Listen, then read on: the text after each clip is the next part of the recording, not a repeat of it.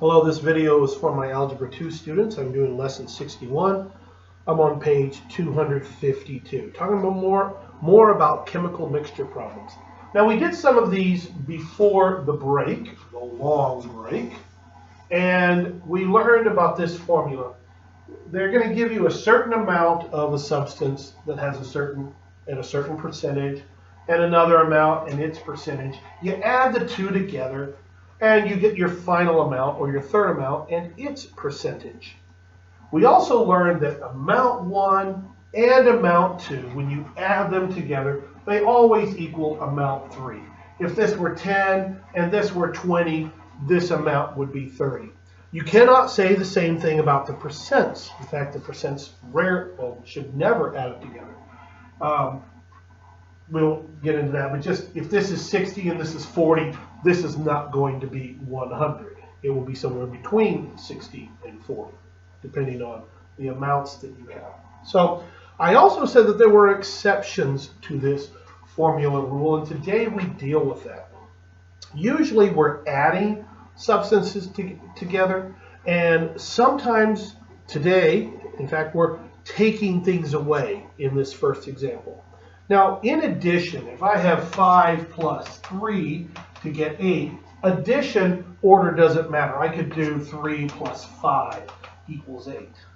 If I'm subtracting, though, if I'm doing 5 minus 3, 5 minus 3 is not the same as 3 minus 5.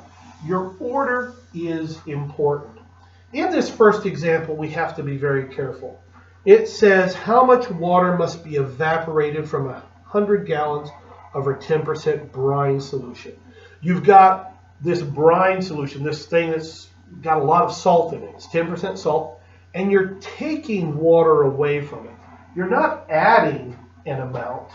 In this instance, we are subtracting an amount. And because it is a subtraction problem, I must have them in correct order.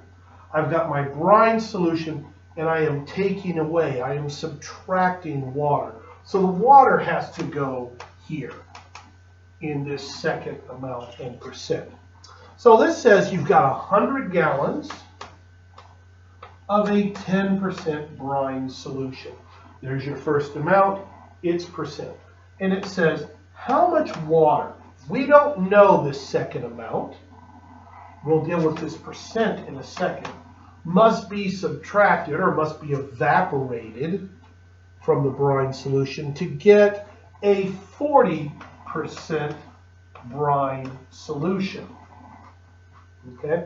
We don't know the percent of the water. We don't know this amount, the final amount, the third amount. Well, as I said before, my first amount is 100. I don't know the amount of the water. And what am I left with? Well, that's just simply your third amount. Your third amount is 100 minus x. We'll find out what that x is shortly. All right? Now, let's come over here and deal with this percent.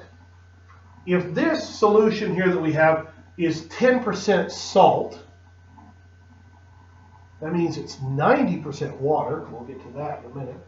What percent salt is the water that evaporates? When you evaporate and it goes up as steam, how much salt is in that water, is in that steam? There's none. This water that I'm evaporating is 0% salt. Okay? It's a little confusing, but this is how it works.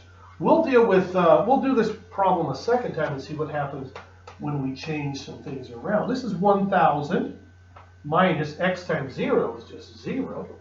Distributive property on the right-hand side, so we get equals 4,000 minus 40x. We're going to subtract the 4,000 from both sides. And I get negative 3,000 equals negative 40x.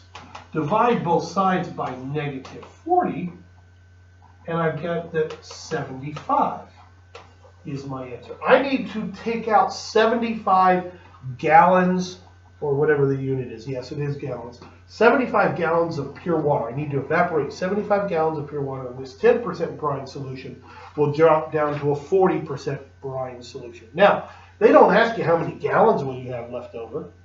You're going to have a lot more. You're not going to have 100 gallons of 40%. If you subtract 75 gallons, you're only going to have 25%. 25 gallons is going to be a much higher concentration of salt, though. We're going to do this equation again. I think the book does it twice. And we're going to use different percents. Our amounts will not change at all.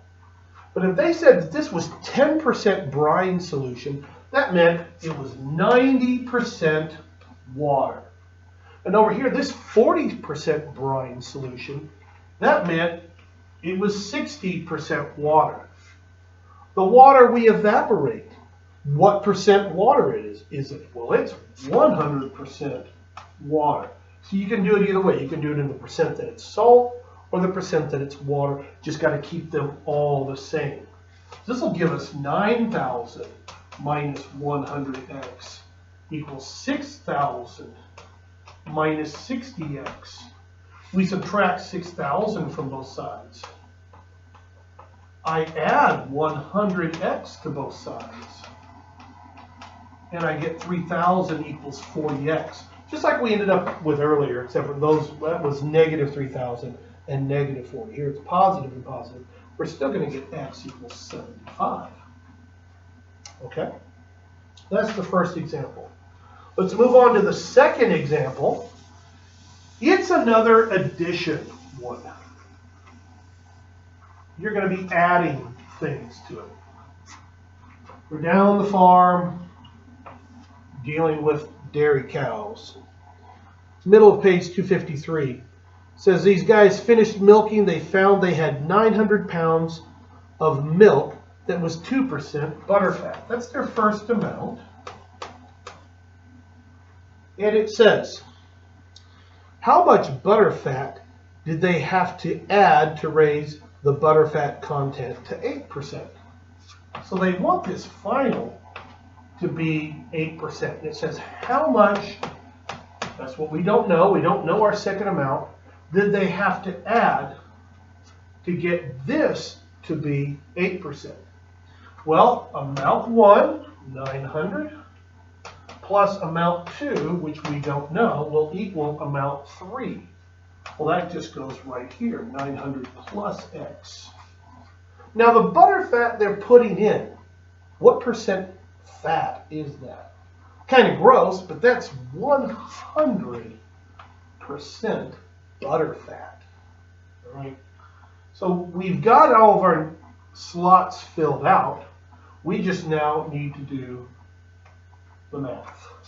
900 times 2, 1,800. Plus 100x. 8 times 900, 7,200. Plus 8x. Distributive product. Let's keep everything positive. Let's subtract 1,800 here. Let's subtract 8x here. I'm going to have to get out my calculator. 92x equals, what's 72 minus 18? 72 minus 20 is 52. So it's going to be 5,400. We're going to divide by 92. I don't want to do that in my head. I might hurt myself. Let's just make sure I did that right. 72 minus 18, yeah, 54. Times 100 divided by 92 gives me 58.69. Or as the book says, 58.7. Actually, if I rounded correctly, that would be 58.7. I wasn't looking at my the decimal figures because it was a 5. No matter how you color it, it rounds up to 58.7. So that's how much butterfat, pure fat, they've got to put in there. One more. We're at 9 minutes. It says Virginia and Campbell had 100 grams that was 20% glycol. Or is it glycol? Glycol. How much of a 40% glycol solution should be added to make it 30-something%. Okay, so they're adding them together. This is nice. Don't have to subtract. All right. And it says, again, excuse me, we had 100 kilograms of a 20% solution. How much of a 40% solution? They give you the percent there to get a 35%. Okay? It's not 100% or 0%. What is this amount? It's always amount 1 plus amount 2. We've got 100 plus x. Multiply this out. We've got 2,000 plus 40x equals 3,500 plus 35x. We're going to subtract 2,000 from both sides. We're going to subtract 35x from both sides. I'll get 5x equals 1,500. Divide by 5. X equals 300. They could turn around and say, by the way, what's your final amount? Your final amount would be 400. 100 milligrams or whatever it is, kilograms, 100 kilograms of the 20%, 300 kilograms of the 40% will give you 100 plus 300, 400 grams of the 35%. There's the lesson. Let me know if you have questions. God bless you. Hope to see you soon.